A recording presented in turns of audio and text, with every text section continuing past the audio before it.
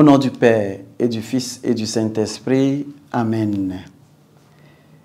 Esprit de sagesse, sois le seul guide et l'inspirateur de nos pensées. Évangile de Jésus-Christ selon saint Luc. En ce temps-là, Jésus prit avec lui Pierre, Jean et Jacques, et y gravit la montagne pour prier. Pendant qu'ils prièrent, l'aspect de son visage devint autre, et son vêtement devint d'une blancheur bleuissante. Voici que deux hommes s'entretenaient avec lui. C'étaient Moïse et Élie, apparus dans la gloire. Il parlait de son départ, qu'il allait s'accomplir à Jérusalem. Pierre et ses compagnons étaient accablés de sommeil, mais restèrent veillés et virent la gloire de Jésus et les deux hommes à ses côtés. Ce dernier s'éloignant de lui, quand Pierre dit à Jésus, « Maître, il est bon que nous soyons ici. Faisons 3 tentes, une pour toi, une pour Moïse et une pour Élie. » Il ne savait pas ce qu'il disait. Pierre n'avait pas fini de parler quand une nuée se vint et le couvre de son ombre.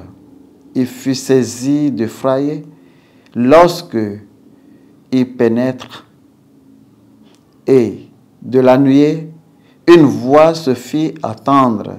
« Celui-ci est mon fils, celui que j'ai choisi, écoutez-le. » Et pendant que la voix se faisait entendre, il ne avait plus que Jésus seul.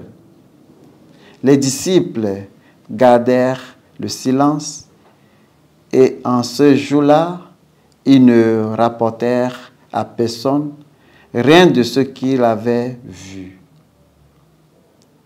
Acclamons la parole de Dieu.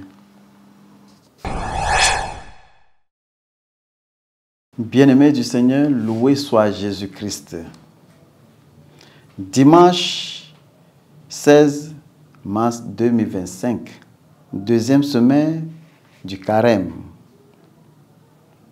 L'Évangile nous présente l'événement de la transfiguration, qui a probablement été la révélation la plus définitive que Jésus, en tant que divin, à côté de la résurrection elle-même.